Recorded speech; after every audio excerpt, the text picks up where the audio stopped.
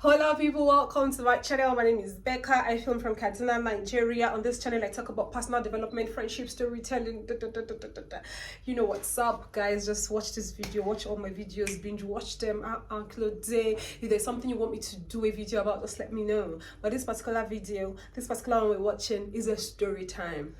This story time is way back 2019. Yes, way back 2019. I had just joined an environmental organization at the time. I think before then I was actually volunteering for a couple of organizations on climate change, climate action, what we do.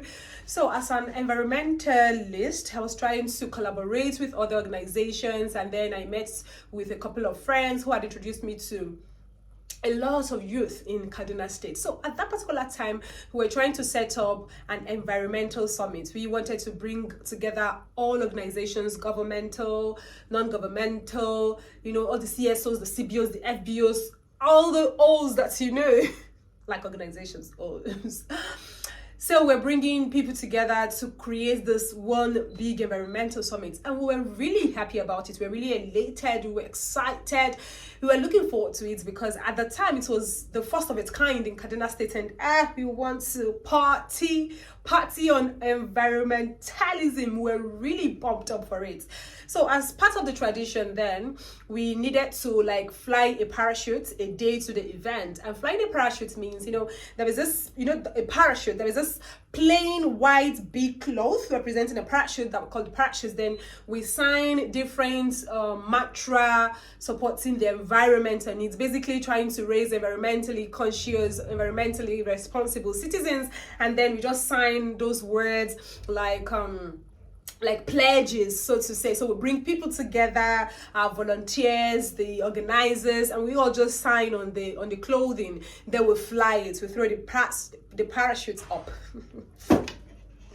Parachute. Then we throw the parachutes up, and then we take pictures with it, holding it. I will insert pictures if I can find any. So that was our plan that day. So I think I was coming in from Zaria to Kaduna that day. So I was running late, and I kept calling, "Are you guys there? Are you there?" We're supposed to meet at Muritala Mohammed Square. People in Kaduna State would know that center. It's a very big center, and of course it could accommodate a lot of people. So that was where we planned on converging, and people were there at the time. I was late coming in from Zaria. I was trying to just catch up. When all of a sudden, a lot of people started calling me. I was just receiving calls back to back. I didn't want to pick because I was in transit, but then a lot of people calling me, "Guys, what's going on? I'm just a few minutes late. Calm down. You guys should just go ahead. You could do this thing without me. Why are you calling me?" But then it's become problematic. Okay, yeah, I think, one sweet thing that had happened. So I think I was actually running late because one of our own, the founder of African Cleanup Initiative, was coming in from Lagos. Now, a bit of history on African Cleanup Initiative. I brought it to Kaduna State. So the founder is in Lagos, and he tries as much as possible to raise ambassadors across states. So I was his first ambassador in Kaduna State at the time. So I was the team lead for African Cleanup Initiative as a volunteer.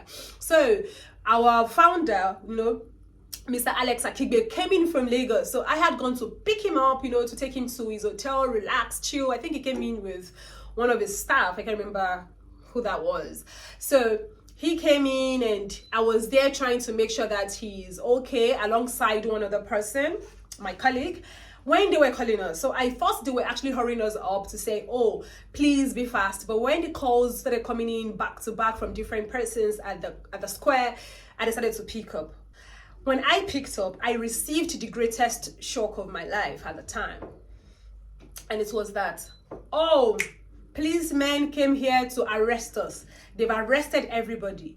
They said we are cultists. Cultists, bao. Cultists, how?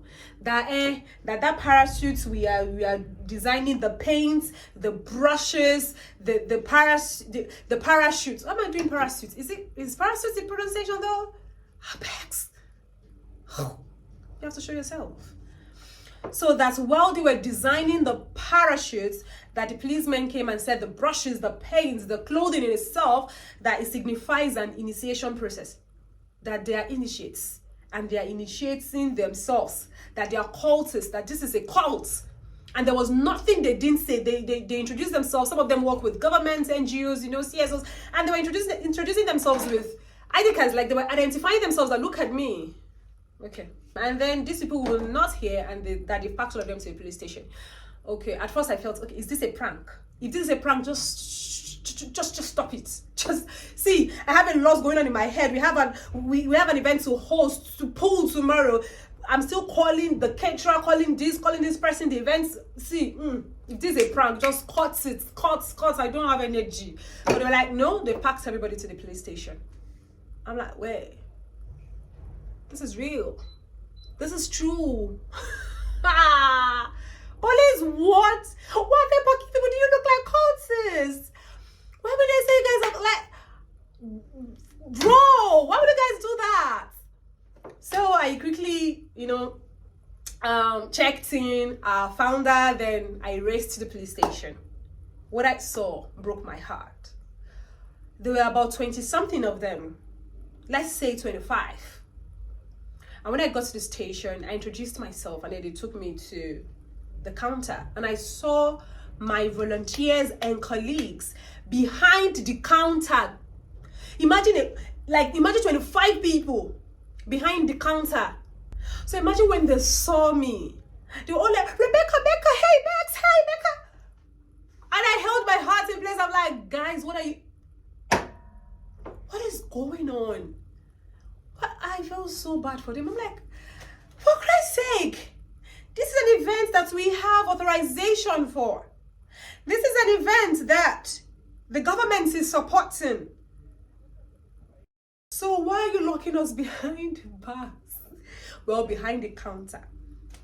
So I told the policeman that I would like to speak with the DPO. He was like, no, you can only speak to me. You have to build them. I have to build them that each of them, was it each of them 3,000 naira or each of them 5,000 naira? 5,000 naira times 25 people. Like, bro. I have to build them. Bail who with what? We are still trying to gather money to pay caterer. He said we should bail people. Lord of mercy. Now, they're not even done with the parachute. So, oh Lord.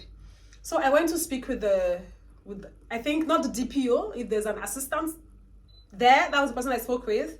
And the person was like, no, what we have to bail them out. Next time we should come get authorization from the police headquarters, not from the government, not from this, not from that. They need to be aware that it's because they were not aware, and how are they even sure it is actually not cultism, blah, blah, blah. In this life, it's good to have connection. Because that day, the sufferer would have suffered. So I just realized, I just remember that, wait. I have someone's number. I have a commissioner's number. So I called the commissioner and I'm like, hello, commissioner, I'm in distress. I explained everything and the commissioner called the DPO. And immediately the DPO was like, call her. So when they say, I don't know, you're the governor's child now. I don't know, you're the commissioner's daughter now. They're going to release our people. Release all of them now. They're even taking care of us. Are they giving you water? Did they give you water? That's how they released all my people. They asked us to sign something. I don't know. We did sign that they released the people to me. They were even the ones looking for transportation for us at the end of the day. We came out, we looked for transportation and we left. But of course, at the end of the day that day, we couldn't finish up with the pre-activity of the parachute, the design and parachute. Oh, God. How am I forgetting whatever? You shall get what I'm saying. So we couldn't finish the activity. It was so late at that time. And of course, we're now stressed. The event for the next day was supposed to be at as early as 8. But we were already stressed. It was just a lot. But it just kept me wondering that day, what if I didn't have a commissioner's number? Because they made me feel like it was because of my connection that we were getting out of that day. So if I didn't have a commissioner's number, if I didn't associate with the commissioner, if I didn't associate with the governor of the state, then it means I would have suffered with my folks that day. Really, really crazy. But anyways, this, was an experience with the police. In fact, they even took my number, that I should feel free to call them. If we have any events, I should get authorization from them so we won't be harassed or anything. They apologized, and then I'm not sure they apologized anyways, directly, but they subtle apology, and then we left. So guys, if you've had any of such, encounter with the Nigerian police or the police in your country, wherever you're watching from, kindly put it in the comment section. I want to read from you. And if you have, also encountered something related, someone taking what you're doing out of context. People sometimes do not understand something you're doing, and then they will just associate it with something else. And that just reminds me of something that happened recently. I think it was the Rema O2 performance in London, when a lot of people were classifying his artistic interpretation, his artistic performance to be demonic. They were saying, oh, hope you prayed after the event, because it was all red, and it felt demonic. Sometimes certain people take things out of context. Have you ever found yourself in such a situation? And even if it is not you, have you ever witnessed or heard or something that people have taken out of context to mean something else?